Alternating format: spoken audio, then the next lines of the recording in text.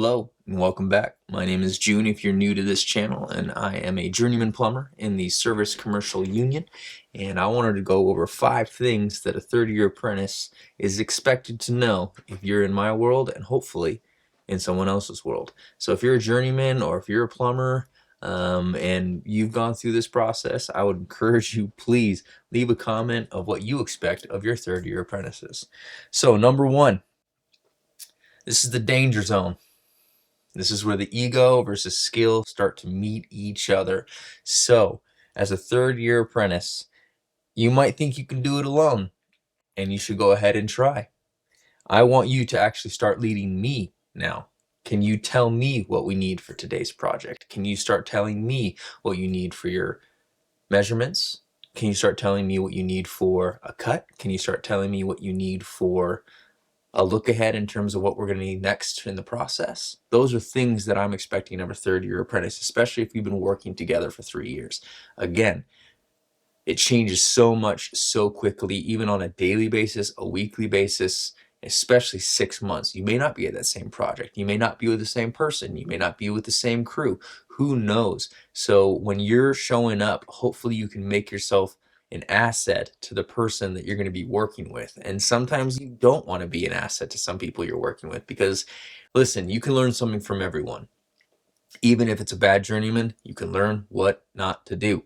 So number 2, print reading. How are your ISO drawings? Can you send a bathroom group over to your fabrication shop to get it made and then installed?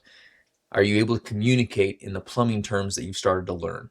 That would be an expectations of a third-year apprentice. I don't want you to be saying random things about random. Anyone could show up and say, oh, look, a piece of pipe. No, I want to know specifics. I want to know exactly what kind of type of pipe it is. I want to know exactly what size it is. I want to know those kinds of specifics in the plumbing communication world. Number 3, can you lay out on the ground, or are you laying out with Trimble? So those are kind of 2 paths that I was exposed to. I don't know exactly what the entire industry is. I'm not here to speak about that. But are you at least trying and putting yourself up there to step up, to take that charge, to take that lead, to make those mistakes? Hopefully laying out on the ground is something you're starting and hopefully learned, and you can start to do a little bit better. With Trimble, are you running and putting out the layout of all trades? You know, that's a big responsibility. And have you put yourself out there to actually try and learn those skills of what your industry is doing and requiring of us?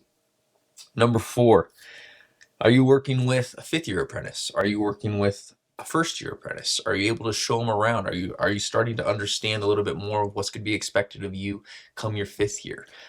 I would have expected you to at least read the code book at least twice. I think the code book your 1st year is not really going to make much sense, but you can absolutely buy that code book for your jurisdiction and for your area. It could be IPC, it could be UPC, and you can get that code book online. You can find that anywhere, and I would expect and hope that you've read at least twice through that code book. And now the 5th and the last one is, I expect you to show initiative.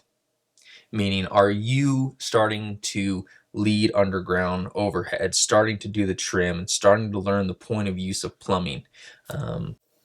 That's really the point. Like, it's the ability to be exposed to more things, and are you able to learn those things and comprehend those things so that you can start learning and building on that? And if you're struggling, that's fine. I can help someone that's struggling. I would rather help someone that's taking the initiative rather than trying to help someone that thinks they got it and or they're coasting. I see third years start to kind of, all right, I know enough to get by. And if that's what you want to be, that's on you. If you want to be someone that's excelling and wanting to make mistakes and put yourself out there, and we can redo it.